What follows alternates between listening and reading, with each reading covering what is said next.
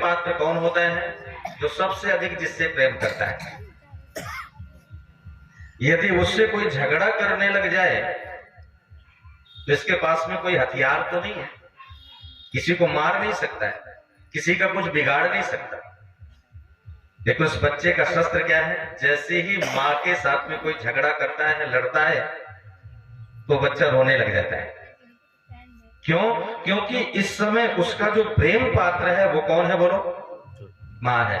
इसलिए दुनिया से सबसे अधिक उस समय किसी से प्रेम करता है तो मां से करता है। लेकिन ये स्थायी नहीं है। थोड़ा सा बड़ा हो गया है, अब बैठने लगा है, जब बैठने लगा है तो उसकी क्रियाएं भी बदली हैं। अब ये खिलौनों के साथ में खेलने लगा और इसके पिता ने बाजार से बढ़िया बढ़िया खिलौने रंग बिरंगे ला करके खेलने के लिए दे दिए। अब मां से प्रेम थोड़ा सा कम हो गया, किससे अधिक जुड़ गया प्रेम? खिलौनों के साथ में। क्यों? क्योंकि अब इसके जो प्रेम पात्र हैं वो कौन है? खिलौने हैं। जिस मां से अभी तक इतना स्नेह करता था, प्रेम करता था, मां भी यदि उसके खिलौने को हाथ लगाती है तो मां से भी बोलो झगड़ने के लिए तैयार है। मां से भी रोने लग जाता है, मां से यदि खिलौने को लेती है। क्यों? क्योंकि इस समय उसका प्रेम पात्र यदि कोई है तो कौन है? खिलौना है। लेकिन ये भी स्थायी नहीं है। अब बड़ा हो गया, चलने लगा, स्कूल जाने लगा, अब इसकी मित्र मंडली आ गई, इसके मित्र बन गए, खिलौने छूट गए। अब प्रेम किनसे हो गया है? मित्रों के साथ में हो गया है। अब जैसा जैसा मित्र कहते रहे वैसा वैसा करता रहा। मित्रों ने कहा थोड़ा सा पान थोड़ी सी ले लो, तो मित्रों के साथ में मित्र मंडली में बैठ करके थोड़ी थोड़ी लेनी प्रारंभ कर दी। फिर कुछ दिन के बाद में वो संस्कार बन गया, आदत बन गई, तो फिर लेता ही चला गया। लेकिन यहां मित्रों से भी, मां से झूठ बोल करके मित्रों से मिलने के लिए जाता था। लेकिन यहां भी प्रेम स्थायी नहीं है। जवान हो गया, विवाह हो गया, और जब विवाह हो गया तो मित्रों से प्रेम कम हो गया। अब प्रेम पात्र कौन बन गई? बोल दो जरा बच्चों। अब प्रेम पात्र उसकी पत्नी है। अब जैसा जैसा पत्नी कहती रही वैसा वैसा करता रहा। एक से मैंने पूछा, भाई एक बात बताओ, घर में किसकी चलती है? गौरी मास्टर साहब बोले, जी आपसे पूछ रहा हूं, घर में किसकी चलती है? घरवाली की। बस उसने कहा घर में तो मेरी पत्नी की चलती है, बाहर मेरी चलती है। मैंने कहा भाई साहब गलत कह रहे हो, घर में भी उसकी चलती है, बाहर भी उसकी ही चलती है, तू तो केवल चलता चलता है। बस जैसा जैसा पत्नी कहती रही वैसा वैसा करता रहा।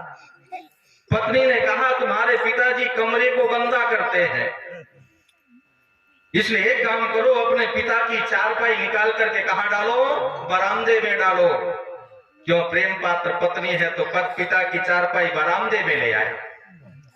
बरामदे में जब चारपाई पड़ गई, पत्नी ने कहा अब ये बरामदे को गंदा करते, आने जाने वालों को अच्छा नहीं लगता। जब कोई घर में आता है तो ये बार बार रोकते हैं, टोकते, अच्छा नहीं लगता। इसलिए एक काम करो, पिताजी की चारपाई बाहर डालो। डाल दी। लेकिन फिर पत्नी ने कहा अभी बाहर भी अच्छा नहीं है, एक काम करो, हम सारी व्यवस्थाएं कर देंगे। हमारे गांव के किनारे खेत है, वहां पीपल का वृक्ष भी है, सारी व्यवस्थाएं हैं। बस एक काम करो, अपने पिताजी की चारपाई पीपल के पेड़ के नीचे डाल करके आओ, भोजन पहुंचा दिया करेंगे, सारी व्यवस्थाएं दे देंगे। पत्नी ने कहा, पत्नी की बात को माना और छोड़ बिस्तर पिताजी का पीपल के पेड़ के नीचे रख करके आया। क्यों? प्रेम पात्र कौन है? बोलो, पत्नी है। लेकिन जैसी ही पिता का बिस्तर छोड़ करके डाल करके चलने लगा, पिता को जोर की हंसी आ गई। और जब पिता को जोर की हंसी आई तो कभी कभी वृद्ध लोगों का ना हंसना अच्छा लगता है ना रोना अच्छा लगता है। यदि हंस दे तो क्या सोचेगा? कोई ना कोई कारण है जिसके कारण हंसा है। क्यों? क्योंकि बिना कारण के वृद्ध हंसने वाला नहीं है। और यदि रो दे तो भी सोचेगा कोई ना कोई कारण है। और जैसे ही पिता खिलखिला करके हंसे, क्या सोचता है बेटा? कोई ना कोई कारण है पिताजी के हंसने का, ऐसे नहीं हंसे। पिताजी से पूछा, पिताजी आपके हंसने का कारण क्या है? बोले कोई बात नहीं बेटे, बस ऐसी हंसी निकल आई।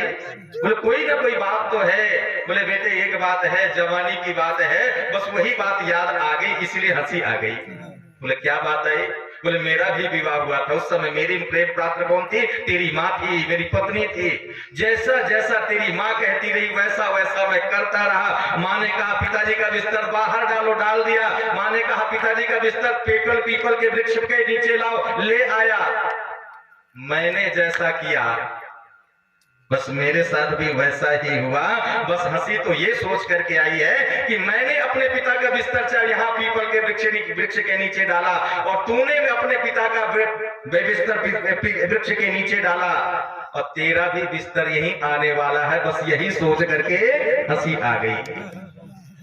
यानी मनुष्य अपने जीवन में सारे जीवन प्रेम पात्र को बदलता रहता है। अब इसकी प्रेम पात्र कौन है? पत्नी है। जैसा जैसा पत्नी कहती है वैसा वैसा करता रहा, लेकिन आगे बच्चे हो गए। बच्चे जैसे बच्चे हुए, पत्नी से प्रेम कम हुआ, बच्चों में अधिक प्रेम हो गया।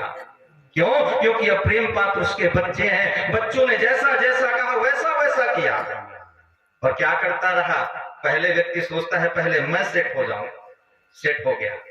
फिर सोचता है विवाह हो गया है, अब बच्चों को सेट कर दूं, बच्चों को सेट कर दिया।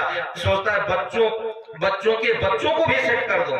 सारे परिवार को सेट करते करते अपने आप अपसेट हो जाता है और सारे के सारे लोग अपसेट हैं। बस अब प्रेम पात्र कौन है? बच्चे हैं। बच्चे जैसा कहते रहे वैसा करता है। लेकिन यहां भी प्रेम स्थायी नहीं है। बच्चों के विवाह हो गए, बेटी थी, बेटी का विवाह हो गया, अब ये 60-65 वर्ष का बूढ़ा हो गया है। अब एक दिन दामाद आया, चला नहीं जाता इससे, लेकिन थैला लेकर के सब्जी लेने के लिए बाजार में पहुंच गया है। क्यों? क्योंकि अब प्रेम कहां है? बोलो संबंधों में है। यानी ये मनुष्य सारे के सारा जीवन अपने प्रेम पात्रों को बदलता रहता है। यदि एक को इन्होंने प्रेम पात्र बनाया होता तो फिर कभी प्रेम पात्र बदलने की आवश्यकता नहीं पड़ती। क्यों? क्योंकि वो कभी पुराना होने वाला नहीं है। और वो कौन है? प्रभु परमपिता परमात्मा है। यदि परमात्मा को प्रेम पात्र बनाया होता तो कभी प्रेम पात्र बदलने की आवश्यकता न होती। क्यों? क्योंकि वो परमपिता परमात्मा तो हमेशा नया रहता, कभी पुराना नहीं होता है। अभी पंडित जी प्रदीप जी गीत गा रहे थे, उस प्रभु प्यारे से जिसका संबंध है उसे हरदम आनंद ही आनंद है। यदि आनंद को प्राप्त करना चाहते उससे संबंध को जोड़ करके देखिए। और निवेदन कर रहा हूं उससे मांग करके तो देखिए, उससे प्रार्थना करके तो देखिए। सामवेद का बहुत छोटा सा मंत्र है, उस मंत्र की आपके सामने व्याख्या करने के लिए मैं उपस्थित हुआ हूं। एक एक शब्द को विचार, एक एक शब्द पर विचार करना, निश्चित रूप से आनंद आएगा। और मैं कोई ऐसे शब्दों को नहीं आप सबके सामने रखूंगा जो समझ में ना आए। जो शब्द आएंगे निश्चित रूप से आपने कहीं ना कहीं उन शब्दों को सुना होगा। और कुछ लोग कहते हैं वेद के मंत्र हमें समझ में नहीं आते। मैंने कहा समझ में इसलिए नहीं आते क्योंकि बचपन में बच्चे नानी की कहानी सुनते हैं, अब तो नानी की कहानी रही नहीं। क्यों जी? जब पहले बच्चों की छुट्टियां होती थी तो माँ क्या कहती थी? बेटे तेरी छुट्टियां हो गई हैं, कहां चलेंगे? कहां चलेंगे? नानी के चलेंगे। अब कहते हैं क्या? जैसी ही छुट्टी हुई कहां चलेंगे? बोले मंसूरी चलेंगे। बोले कहां चलेंगे? बोले शिमला चलेंगे। बोले कहां चलेंगे? बोले और कहीं हिल स्टेशन पर घूमने के लिए चलेंगे। लेकिन पहले छुट्टियां होती थी तो कहां जाते थे? नानी के घर में। और जब नानी के घर में जाते थे तो माँ के पास में नहीं सोते थे बच्चे, किसके पास सोते थे? और जब नानी के पास में सोते थे तो नानी रात्रि में कहानी सुनाया करती थी। और बचपन की नानी की सुनी हुई कहानी सारे जीवन याद रहती थी, कभी भूलती नहीं थी।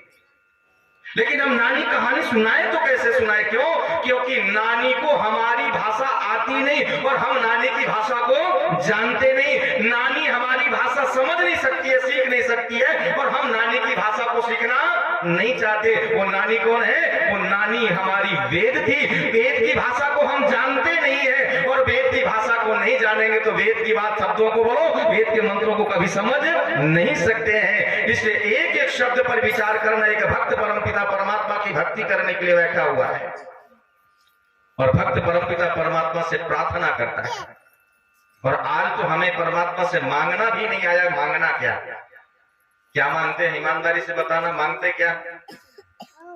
जब मंदिर में जाते हैं तो भक्ति कम, समस्याएं ज्यादा रखी जाती हैं।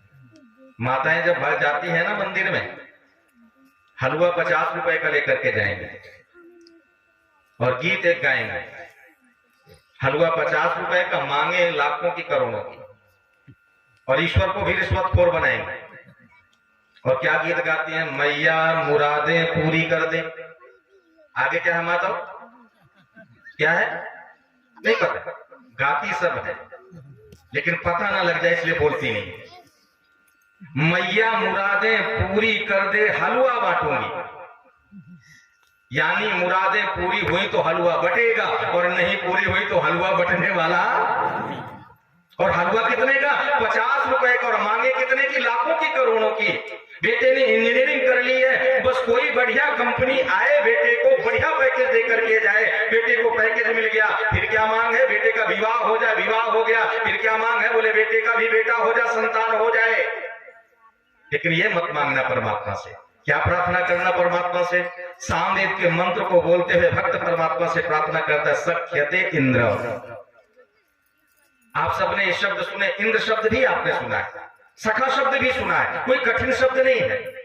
बस भक्त परमपिता परमात्मा से एक ही प्रार्थना करता है। क्या प्रार्थना करता है? सख्यते इंद्र, हे इंद्र प्रभु परमपिता परमात्मा, मैं तुझे अपना सखा बनाना चाहता हूं, तेरे साथ संबंध जोड़ना चाहता हूं।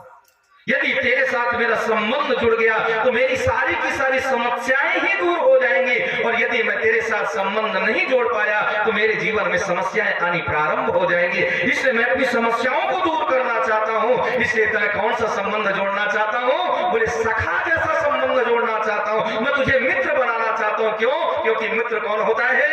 शराबी कभी किसी का मित्र नहीं हो सकता है, जुआरी कभी किसी का मित्र नहीं हो सकता है, नशा करने वाला कभी किसी का मित्र बोलो नहीं हो सकता है। लेकिन आज विडंबना देखिएगा जरा, एक शराबी दूसरे शराबी को क्या कह करके पुकारता है? मित्र कह करके संबोधित करता है। और याद रखना, प्रेम तो कहां दिखाई देता है? प्रेम मैं खाने के बाहर दिखाई देता है, कहीं दूसरी जगह प्रेम दिखाई।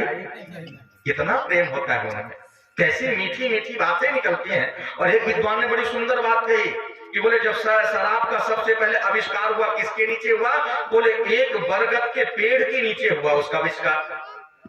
उस बरगद के पेड़ के नीचे 4 जानवर रहते थे, एक कोयल, एक तोता, एक सुअर और चौथा कुत्ता।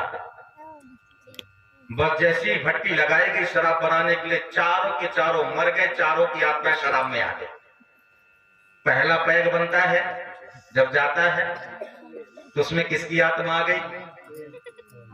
बड़ी कोयल की आत्मा आ गई। हाँ, जैसी पहला पैग गया ऐसी मीठी आवाज निकलती है, बस इससे बढ़िया मीठा बोलने वाला दुनिया में दूसरा कोई नहीं है।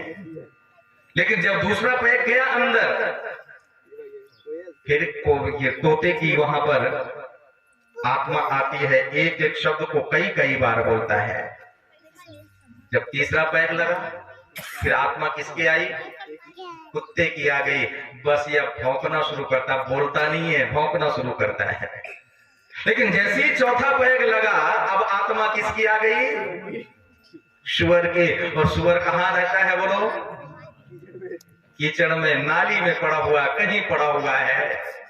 इसलिए मैं निवेदन कर रहा था, भक्त कहता है मैं तुझसे संबंध जोड़ना चाहता हूँ। और कैसा संबंध जोड़ना चाहता हूँ? तुझे मित्र बनाना चाहता हूँ। मित्र किसे कहते हैं? तो महर्षि भर्तृहरि लिखते हैं, पापान निवार्यति योजयते हिताया। अरे मित्र वो होता है जो पापों से बचा करके हित के कार्यों की ओर प्रेरित करता है। और प्रभु तू भी मुझे हमेशा हित के कार्यों की ओर प्रेरित करता है। भले मैं तेरी प्रेरणा को समझ सकूं या ना समझ सकूं, लेकिन तू तो मुझे हर समय प्रेरणा देता है। और कैसे प्रेरणा देता है? बोले जब जब मैं कोई गलत काम करने के लिए जाता हूं तो मुझे चिताता है, जगाता है, सचेत करता है। और कैसे सचेत करता है? मेरी अंतरात्मा में भय, शंका, लज्जा उत्पन्न कर देता है, लेकिन मैं उसको समझ नहीं पाता, मैं उसको अनसुना कर देता हूं और पाप कर्म करने में उद्यत हो जाता हूं। प्रभु तुझसे बढ़कर के दुनिया में दूसरा कोई मित्र बोलो मेरा हो नहीं सकता है। तूने मुझे पापों से बचाने का प्रयत्न किया, आवाज दी, लेकिन मैंने तेरी आवाज को कभी सुना नहीं।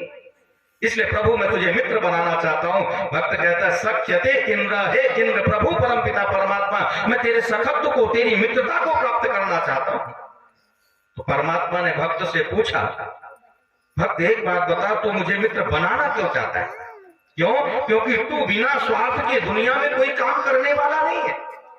जहां से तुझे लाभ दिखेगा वहां उस काम को करेगा, और जहां से कुछ मिलने वाला नहीं है, तू काम करने वाला नहीं है। तू मुझे मित्र बनाना क्यों चाहता है? तेरी मित्रता, मेरी मित्रता से तेरे जीवन में क्या ऐसे होने वाला है जो तू मुझे मित्र बनाना चाहता है? तो भक्त कहता है प्रभु मैं आपको मित्र इसलिए बनाना चाहता हूं क्योंकि मेरे जीवन में कुछ समस्याएं हैं, कुछ परेशानियां हैं। और भक्त क्या कहता है, तुझे मैं मित्र इसलिए बनाना चाहता हूं, मां भेमा, मैं डरता हूं। और किससे मुझे डर लगता है? सुरौली वालों, ईमानदारी से बताना, डर किससे लगता है?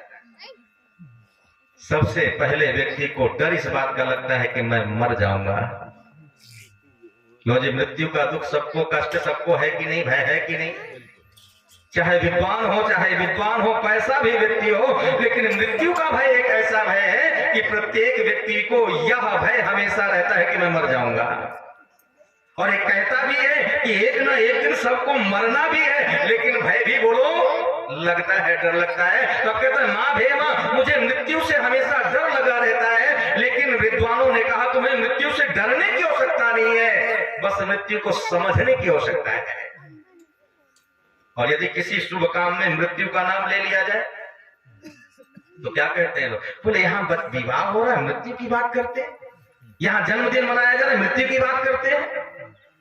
लेकिन जन्मदिन के मंत्रों में भी तो मृत्यु से बचने की ही बात कही गई है कि मृत्यु होकर के अमृत की ओर आप चले। इसलिए कहा मुझे मृत्यु का भय हमेशा डरा लगा रहता है, इस मृत्यु के भय से मैं बचना चाहता हूं। तब भक्त कहता है मां भे मां, मेरे अंदर मृत्यु का भय है, लेकिन ये मृत्यु है क्या जिससे तुम डरते हो? जब प्रश्न किया ये मृत्यु क्या है जिससे डर लगता है, तो विद्वानों ने बहुत सुंदर एक बात कही, यदि जब मृत्यु का भय सताने लग जाए तो 11 उपनिषदों में एक कठोपनिषद नाम का उपनिषद है। उस कठोपनिषद में मृत्यु को भली भांति समझाने का प्रयत्न किया गया कि मृत्यु क्या है, जीवन का रहस्य क्या है, जीवन की यथार्थता क्या है। ये सारा का सारा वर्णन कहीं पर है तो कहां है? कठोपनिषद के अंदर है। और उस कठोपनिषद में कुछ काल्पनिक नाम देकर के पात्रों को, एक को नाम दे दिया नचिकेता, एक पात्र को नाम दिया गया यमाचार्य, एक को नाम दिया गया वाजश्रवा। बोले काल्पनिक नाम है, इस नाम का कोई व्यक्ति तो नहीं हुआ है, लेकिन इनके अर्थ बहुत गजब के हैं। यहाँ मृत्यु को समझाने का प्रयत्न किया गया है। यानी एक नचिकेता है, एक विश्वश्रवा वाजश्रवा है, और एक यमाचार्य है। विश्वश्रवा वाजश्रवा एक दिन विचार करते हैं कि मुझे आत्मोत्थान के लिए, आत्म कल्याण के लिए मैं सर्वमेध यज्ञ करूंगा। और क्या करूंगा? मुझे वानप्रस्थ लेकर के साधना के लिए वन में जाना है। बस यही सोच करके सर्वमेध यज्ञ करने की घोषणा कर दी। और जब सर्वमेध यज्ञ करने की घोषणा की तो शब्द से ही पता चलता है कि जो कुछ भी है सब कुछ दान में दे दिया जाए। लेकिन कुछ समय के बाद में जब लोगों ने कहा सब कुछ दान में दे दोगे तो करोगे क्या जीवन में? विश्वश्रवा वाजश्रवा के मन में लालच आ गया। जहां संकल्प लिया था सोने को दान देने का, तो वहां सोने की जगह पर पीतल दान देने लगे। जहां बढ़िया दूध देने वाली गायों को दान देने का संकल्प लिया था, तो वहां ब्राह्मणों को, विद्वानों को वो बूढ़ी गाय दूध दान में दी जाने लगी जो कभी दूध नहीं दे सकती थी, ऐसी गाय दान में दी जाने लगी। ये सारा का सारा दृश्य उसका पुत्र देख रहा है, जो नचिकेता नाम का पुत्र है, वो देख रहा है और क्या विचार करता है, मेरे पिता ने जिस कल्याण के लिए संकल्प लिया था सर्वमेध यज्ञ करने का, लेकिन उस संकल्प से पीछे हट रहे हैं, इनके मन में लालच आ गया है और ये लालच इन्हें बंधन में डालने वाला है। और इस पिता को, मैं अपने पिता को बंधन में पड़ते हुए नहीं देखना चाहता, इसलिए पिता की गलती को मुझे सुधारना है। और देखिएगा सलीका, देखिएगा जरा, आज का नचिकेता होता तो सीधा पिता से क्या कहता जाकर के, पिताजी आप गलती कर रहे हैं, इस गलती को सुधारो। लेकिन नचिकेता का सलीका देखना, तरीका देखिएगा जरा। इन उपनिषदों में केवल आध्यात्मिक ज्ञान नहीं है, आपको आपके परिवार में रहने का सलीका भी इसमें बताया गया है कि पिता और पुत्र का व्यवहार कैसे होना चाहिए, समाज में परिवार में रहने का सलीका क्या होता है, तरीका क्या होता है, परिवार को उन्नत कैसे कर सकते हैं, ये सारी की सारी व्यवस्थाएं इन उपनिषदों के अंदर दी गई है। और सलीका देखिएगा जरा अपने पिता की गलती को बताने के लिए, सुधारने के लिए। पिता के पास में नचिकेता आता है और आकर के कहता है, पिताजी आप सर्वमेध यज्ञ कर रहे हैं, और सर्वमेध शब्द से ज्ञात होता है कि जो कुछ भी आपका है सब कुछ दान में दे दिया जाए। नचिकेता कहता है, पिताजी जब सब कुछ आप दान में दे रहे हैं तो मैं भी तो आपका हूं, आप मुझे किसे दान में देंगे? जैसी बात कही कि मुझे किसे दान में देंगे, एक बार कहा, दो बार कहा, और जैसे ही यही शब्द तिवारा नचिकेता ने कहा, मुझे, मैं भी आपका हूं, मुझे किसे दान में दोगे? नचिकेता यमाचारी श्रवा कहते हैं, नचिकेता जा मैं तुझे मृत्यु को दान में देता हूं। और जैसे ये कहा कि मृत्यु को देता हूँ, तो आज का बेटा होता तो क्या कहता, तू अपने रास्ते जा, मेरा रास्ता ये ठीक है, मैं क्यों मृत्यु के पास में जाऊं? अभी राम की चर्चा चल रही थी, राम को भी लोगों ने राजनीति के साथ में जोड़ दिया है। आज गलती बहुत बड़ी हो रही है। एक बहुत अच्छे, जिन्होंने संविधान जो एक सभा गठित हुई थी, याद रखना, उसके जो अध्यक्ष थे भीमराव अंबेडकर को भी लोगों ने, विचार बहुत अच्छे थे भीमराव अंबेडकर के, लेकिन लोगों ने उस भीमराव अंबेडकर को केवल एक वर्ग विशेष में बांध करके रख दिया। आज कुछ लोग राम से घृणा करने लग गए हैं, लेकिन राम किसी एक व्यक्ति विशेष के बोलो नहीं है। और निवेदन करना चाहता हूं, वो दृश्य देखिएगा जरा, कैसा वो पुत्र होगा जिस समय वशिष्ठ कहते हैं कि राम तुझे राजा बनना है। एक 25 वर्ष के नवयुवक से आकर के ये कहा जाए कि तुम राजा बनोगे, उसकी प्रसन्नता का कोई ठिकाना नहीं रहेगा। आज किसी को गांव का प्रधान बनाने की घोषणा कर दी जाए तो फिर उसकी प्रसन्नता को देखो, फूला नहीं समाता। लेकिन राम से तो ये कहा गया तुम छोटे मोटे राजा नहीं बनोगे, चक्रवर्ती राजा बनने वाले हो। तब राम के चेहरे को जिसने देखा था उसने, महर्षि वशिष्ठ कहते हैं, राम के चेहरे में कोई प्रसन्नता के भाव नहीं थे। लेकिन उसी समय आकर के ये कहा गया, राम तुम राजा नहीं बनोगे, तुम्हें कहां जाना पड़ेगा बोलो? वन के लिए जाना पड़ेगा। तब वो व्यक्ति लिखता है कि उस समय भी मैंने राम को पढ़ा, लेकिन राम के चेहरे पर शिकन के कोई भाव नहीं थे। और याद रखना, जब माता कौशल्या के पास में पहुंचे हैं और माता कौशल्या एक बात कहती है, बेटे तेरे पिता ने वन जाने का आदेश दिया तो तुझे जाने की आवश्यकता नहीं है। और राम ने एक बात कही थी, ये नहीं कहा था राम ने कि मेरे पिता ने मुझे वनवास दिया है। क्या कहते हैं, पिता दीन मोहि कानन वास, कानन राजू, पिता ने मुझे क्या दिया है? वन का राज्य दिया है। क्यों दिया है? इसलिए दिया है क्योंकि वन में जाकर के मुझे बड़े बड़े कार्यों को बोलो सिद्ध करना है। और राम की एक विशेषता देखिएगा जरा, अरे जिस समय राम जा रहे थे वन को उस समय राजा दशरथ कहते हैं, मेरे पुत्र के साथ में सारा का सारा धन भेज दिया जाए, सारा का सारा खजाना राम के साथ में भेज दिया जाए। क्यों? क्योंकि राम को कोई वन में कष्ट नहीं होना चाहिए, मेरी सारी सेना राम के साथ में भेज दी जाए। और सुमंत्र से क्या कहा गया है? सुमंत्र जाओ रथ लेकर के 4 दिन तक राम को आसपास घुमाते रहना सरयू नदी के किनारे, और वापस लेकर के आना। और यदि राम वापस ना आए तो सीता को लेकर के आना, और सीता वापस नहीं आएगी तो ये दशरथ जीवित बचने वाला नहीं है। लेकिन एक निवेदन करना चाहता हूं, जब राजा दशरथ ने कहा धन भेज दो, खजाना भेज दो, सब कुछ राम के साथ भेज दो, ये कहीं आगे बढ़ी और क्या कहती हैं, सुनो दशरथ, अब राजा आप नहीं है, राजा कौन है? राजा भरत है। और बिना भरत की अनुमति के राम इस राज्य से, अयोध्या से लोहे की एक कील भी बोलो नहीं ले जा सकता है। तब श्री राम ने क्या कहा था, मां निश्चिंत रहो, ये राम अयोध्या से एक लोहे की कील भी साथ में लेकर के जाने वाला नहीं है। और राम की विशेषता देखिएगा जरा, जो राम को समझ नहीं पाए वो राम के झंडे को उठा करके आज घूम रहे हैं। राम को समझने की आवश्यकता है। राम ने कभी किसी बड़े व्यक्ति को अपने साथ नहीं लगाया, किसी राजा को अपने साथ नहीं लगाया। अरे राम ने सारे के सारे गिरे हुए लोगों को, जो दबे हुए लोग थे, जो नीचे के लोग थे, उन लोगों को अपने साथ में मिलाया। अरे बाली ने यही तो कहा था सुग्रीव से, राम से कि राम एक बात बताओ, मैं आपके आपके काम अधिक आ सकता था। क्यों? क्योंकि मैंने रावण को हरा करके कई बार हराया हुआ है, कई बार उसे परास्त किया है, लेकिन आपने मुझे अपने साथ नहीं लगाया। साथ किसको लगाया है? बोलो, साथ सुग्रीव को लगाया है। और क्या कहा था?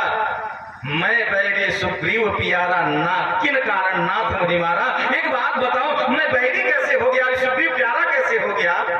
मैं तो आपकी पत्नी सीता को रावण के यहां से ला करके आपके सम्मुख उपस्थित कर देता।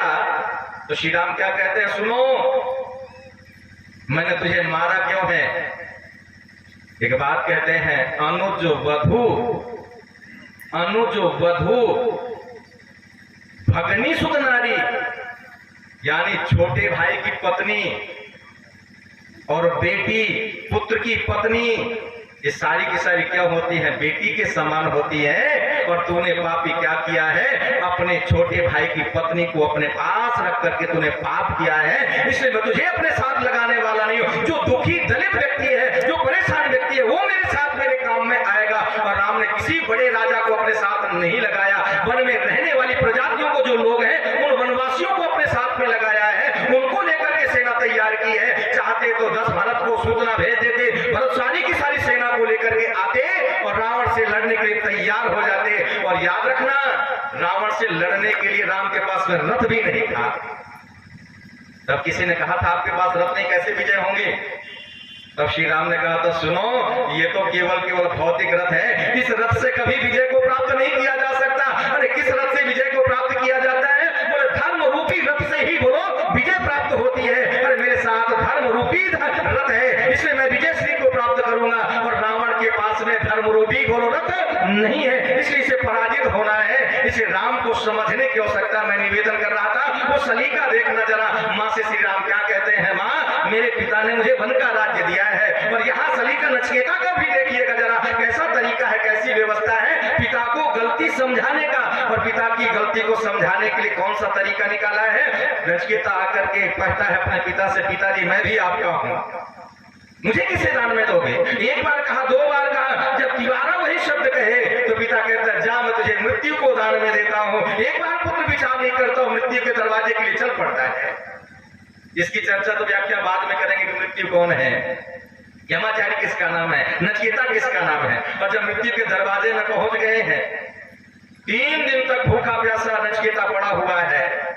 बस एक ही शब्द कहता है, जब तक यमाचारी से मृत्यु से मिल नहीं लेता तब तक मैं भोजन और अन्न ग्रहण नहीं करूंगा, जल और भोजन ग्रहण नहीं करूंगा। 3 रात्रि के पश्चात जब यमाचारी का आगमन हुआ, घर के सदस्यों से पता चला एक ब्राह्मण 3 दिन से भूखा प्यासा घर के दरवाजे के सामने पड़ा है, उसने ना अन्न ग्रहण किया ना जल ग्रहण किया। बस एक ही बात कहता है, जब तक यमाचारी से मिल नहीं लेता तब तक मैं अन्न और जल ग्रहण नहीं करूंगा। जहां इतना सुनना था, यमाचार्य हाथ में जल लेकर के नचिकेता की ओर दौड़ पड़ते हैं। क्यों? क्योंकि अग्नि जहां कहीं दिखाई दे जाए, लगी हुई आग दिखाई दे जाए, तो उस आग को बुझाने के लिए यदि पानी लेकर के आपके कदम बढ़ जाते हैं तो आप मनुष्य कहलाने के अधिकारी हैं। और यदि आग लगी हुई देख करके उसे बुझाने के लिए आपके कदम आगे नहीं बढ़ते हैं तो आप मनुष्य कहलाने के अधिकारी नहीं है। एक भौतिक अग्नि है और विद्वानों का नाम भी क्या है? अग्नि है। और जैसे विद्वान रूपी अग्नि को अपने घर में देखा है, उनके सम्मान के लिए, आदर करने के लिए हाथ में जल लेकर के यमाचारी दौड़ पड़ते हैं और नचिकेता के सामने जाकर के हाथ जोड़ करके नमस्ते करते हैं। और जैसे यमाचार्य ने नचिकेता को नमस्ते किया तो नचिकेता कहता है, यमाचार्य आप साधारण आचार्य नहीं, आप कौन है? आप मृत्यु के आचार्य हैं और मृत्यु का आचार्य मुझे नमस्कार कर रहा है। तब यमाचार्य कहते हैं, नचिकेता सुनो, मैं तुम्हें नमस्कार नहीं कर रहा, मैं तो अपने कल्याण के लिए मैं तुम्हें नमस्कार कर रहा हूं। क्यों? क्योंकि तुम अतिथि है। और एक निवेदन कर रहा हूं, हमारे घरों में नमस्ते की एक परंपरा कभी हुआ करती थी। अब है क्या परंपरा? क्यों जी? Good night, good morning, hi bye की परंपरा चल पड़ी। इससे कोई अर्थ लेंगे क्या? क्यों जी? सुबह तो अच्छी होती है, गुड होती है, प्रातः काल तो बोलो ब्रह्म मुहूर्त तो अच्छा होता है, उसे बुरा कौन कहेगा? लेकिन दोनों समय पर हमारे यहां नमस्ते होती थी। और नमस्ते से क्या होता था? हम एक दूसरे की संवेदनाओं के साथ में जुड़ जाते थे। और कैसे संवेदनाओं के साथ जुड़ जाते थे? वाणी से कुछ बोलते नहीं थे, लेकिन एक दूसरे की संवेदनाओं के साथ जुड़ जाते थे, एक दूसरे का हाल चाल जान लिया करते थे। और कैसे जानते थे? छोटा प्रातःकाल उठा और उठ करके अपने बड़े के पास में गया और अपने बड़े के पैरों को, चरणों को स्पर्श करता था। और जैसे ही चरणों को स्पर्श करता था तो आयुर्वेद के अनुसार स्वस्थ व्यक्ति कौन है? जिसके पैर गरम, पेट नरम और सर ठंडा। बोले जिसके पैर गरम है, पेट नरम है, सर ठंडा है, ऐसा व्यक्ति स्वस्थ है। वह छोटा गया, अपने बड़े के पैरों को स्पर्श किया और जैसे ही पैर गरम मिले बस उसे पता चल गया मेरे बड़े का स्वास्थ्य, बोल दो जरा, ठीक है। लेकिन जब हम बड़ों को नमस्ते करते हैं, चरण स्पर्श करते हैं, तो बड़े क्या करते हैं? बोल दो जरा।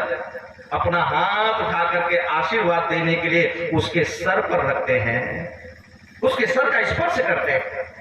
और जैसे ही छोटे ने बड़े के पैरों को स्पर्श किया, बड़े ने क्या किया? अपना हाथ उठाया और छोटे के सर पर रखा, और जैसे ही छोटे के सर पर रखा, सर ठंडा मिला, तो उसे भी पता चल गया इसका भी, बोल दो जरा, स्वास्थ्य ठीक है। दोनों ने नमस्ते कर ली, परंपरा का पालन कर लिया और दोनों ने, याद रखना, एक दूसरे के हालचाल को जान लिया। लेकिन यही परंपरा तो हमारे परिवारों को समाप्त हो गई है, इसलिए तो हम एक दूसरे की संवेदनाओं के साथ जुड़ नहीं रहे हैं। तो बड़ी सुंदर बात यमाचार्य करते हैं, नचिकेता को नमस्ते करते हैं और नमस्ते करने के बाद में एक बात कहते हैं, नचिकेता सुनो, 3 रात्रि तक तो भूखा प्यासा मेरे घर के दरवाजे के सामने पड़ा था और 3 रात्रि के बदले में तुम्हें 3 वरदान दे रहा हूं और इन 3 वरदानों में जो कुछ मांगना है मांग लो। तो जी हमें और आपको अवसर मिलता तो सबसे पहले क्या मांगते? आज का यदि पुत्र होता, कलयुगी पुत्र होता, तो सबसे पहले तो यही मांगता, जिस पिता ने मुझे मृत्यु को दिया है, बस यदि कुछ देना चाहते हो तो सबसे पहले एक काम करो, उस पिता को मृत्यु के घाट उतारो। वो आंखों के सामने दिखाई नहीं देना चाहिए। लेकिन धन्य है वो नचिकेता, सबसे पहले प्रश्न में क्या मांगता है वरदान में? बोले प्रभु कुछ देना चाहते हो तो सबसे पहले वरदान में मैं आपसे ये प्रार्थना कर रहा हूं, ये मांग रहा हूं कि जिस उद्देश्य को लेकर के मेरे पिता ने सर्वमेध यज्ञ किया है, और याद रखना यहाँ पिता की कामनाएं सर्वोपरि पुत्र के लिए हुआ करती थी। पुत्र केवल चरण वंदन करना नहीं जानता था, अरे पुत्र आचरण चरण, जहां चरण वंदना करता था वहां आचरण वंदन भी करता था। यही तो राम ने कहा था कैकेयी से, जब कैकेयी कहती तू जाएगा नहीं, बात मानेगा नहीं, तब श्री राम ने कहा था मां सुन, केवल मैं प्रातः काल और सायंकाल उठ करके केवल चरण स्पर्श करना नहीं जानता हूं, मैं आचरण वंदन भी करता हूं। मां मैं इस वन को, अयोध्या को छोड़ करके वन को जाऊंगा, बस थोड़ा सा समय लगेगा, जिसके साथ जो मेरे साथ विवाह होकर के आई है उससे भी तो बात करनी है, उसे भी तो कहना पड़ेगा, समझाना पड़ेगा। तो यज्ञ की चर्चा चल रही थी, यही यज्ञ है, केवल स्वाहा बोल करके आहुति देने का नाम यज्ञ नहीं है। और रामायण का एक एक पात्र निवेदन कर दो, यज्ञ करने वाला है। रात्रि में माता कौशल्या महल में भ्रमण कर रही है, एक छाया दिखाई देती है, और जैसी ही वो छाया दिखाई दी, वो छाया की ओर माता कौशल्या बढ़ गई है, तो सामने क्या देखती है? शत्रुघ्न की पत्नी का नाम क्या था, कोई बताएंगे? मांडवी तो ये लो, मांडवी नाम था भरत की पत्नी का। श्रुतकीर्ति जिस समय शत्रुघ्न की वो छाया गई और छाया के पास में जब माता कौशल्या पहुंची है तो सामने शत्रुघ्न की पत्नी दिखाई देती है। और शत्रुघ्न की पत्नी से पूछा, बेटे तू अभी सोई नहीं है, किसकी प्रतीक्षा कर रही है? क्या शत्रुघ्न अभी व्यवस्था देख करके महल में नहीं आया? उस समय श्रुतकीर्ति एक बात कहती है, मां आप आज की बात कह रही हैं? जिस दिन से भरत भैया राम से, अपने बड़े भाई से मिलकर के आए हैं, उसी दिन से भरत अयोध्या महल में कभी प्रवेश नहीं किए। अरे जहां पर भरत है वहीं पर शत्रुघ्न है। और जब कल जाकर के देखा है, याद रखिएगा जरा, जब देखा है वहां नंदीग्राम में जाकर के वो झोपड़ी जहां भरत की पड़ी हुई है, एक वहां पर शिला है, उस झोपड़ी के अंदर भरत बैठे हुए हैं, लेकिन उस शिला पर सर टिका करके कौन बैठा हुआ है? शत्रुघ्न बैठा हुआ है। प्रत्येक पात्र वहां त्याग करने के तैयार है। यही तो यज्ञ है, यही तो जीवन है। और निवेदन कर रहा हूं, वो पुत्र भी देना चाहते हो तो सबसे पहले मैं ये मांगना चाहता हूँ मेरे पिता के लिए दो। अरे जिस उद्देश्य को लेकर के मेरे पिता ने सर्व में यज्ञ किया है, मेरे पिता का वह उद्देश्य पूरा हो जाए, उनका कल्याण हो जाए। और एक काम और करना कि जब मैं आपके पास से मैं अपने पिता के पास में जाऊं, उनका क्रोध शांत हो जाए और वैसे ही मुझे गले लगाए जैसे पहले मुझे गले लगाते थे। यानी पिता के क्रोध को शांत करने का पहला वरदान मांगा। दूसरे वरदान की चर्चा नहीं करूंगा, फिर कभी करूंगा, क्यों वहां संधियों की बात है, जो थोड़ा सा पढ़े होंगे उनको समझ में आएगा। लेकिन तीसरा जब वरदान की बात आती है, तीसरे वरदान में मांग लो क्या मांगना चाहते हो। लेकिन नचिकेता कहता है तीसरे वरदान में मैं आपसे ये मांग रहा हूं कि मृत्यु के बाद में आत्मा की क्या गति होती है और इस शरीर की क्या गति होने वाली है। बस मैं ये जानना चाहता हूं, इस जीवन के रहस्य को जानना चाहता हूं। क्यों? क्योंकि मृत्यु से लोग भयभीत हो जाते हैं, डर जाते हैं। क्या मृत्यु इतनी डरावनी है, इतना सताने वाली है, डराने वाली है, जिससे लोग भयभीत हो जाते हैं, डर जाते हैं? तो शास्त्रकारों से पूछा मृत्यु क्या है, विद्वानों से पूछा। बोले चलते हुए जीवन में जो थोड़े से समय के लिए विश्राम की स्थिति आती है। ऋषि दयानंद कहते हैं जब शरीर से जीवात्मा निकलता है कुछ काल भ्रमण कर, बोले चलते हुए जीवन में जो थोड़े से समय के लिए विश्राम की स्थिति आती है उसी का नाम क्या है, बोलो मृत्यु है। और एक मैं बात कह दूं, साधन का मिलना जन्म है और साधन के छूटने का नाम ही मृत्यु है। जब साधन मिल जाता है तो जन्म मान लेते हैं और जब साधन छूट जाता है तो उसी को हम क्या कहते हैं, मृत्यु कहते हैं। तो उदाहरण से समझेंगे, फिर विशेष चर्चाएं इसको आगे कल बढ़ाएंगे कि तीसरे वरदान में क्या मांगा है। साधन का मिलना जन्म, साधन के छूटने का नाम मृत्यु। इस शरीर को क्या कहा गया, भोग आयतनम शरीरम, शरीर माध्यम खलु धर्म साधनम। जो धर्म की साधना के लिए जो साधन मिला है उसी का नाम तो शरीर है, उसी का नाम तो साधन है। यानी साधन का मिलना ही तो जन्म है और साधन के छूटने का नाम मृत्यु। उदाहरण आपके जीवन का दे रहा हूं। गर्मी आने वाली है, बहुत भयंकर गर्मी हो रही है, लाइट आ नहीं रही है, इन्वर्टर की कोई व्यवस्था नहीं है, हवा चल नहीं रही। गर्मी से परेशान हो गए, पसीने से तरबतर हो गए और गर्मी से परेशान होकर के मुख से एक शब्द निकाल दिया। और मुख से शब्द क्या निकला, प्रायः लोगों से निकलता है जब दुख अति हो जाती है, दुख की अति हो जाती है तो क्या शब्द निकलता है, बस हम मर गए। बस ये भी गर्मी से परेशान होकर के एक शब्द मुख से निकालता है। और क्या शब्द निकालता है, इस गर्मी ने हमें, बोल दो जरा, मार दिया, गर्मी से हम मर गए। थोड़ी देर के बाद में लाइट आ गया, कूलर चलाया, पंखा चला लिया, एसी चला ली और जैसी ही गर्मी से राहत मिली तो दूसरा एक और शब्द मुख से निकला। और क्या शब्द निकला, अब जान में जान आई है।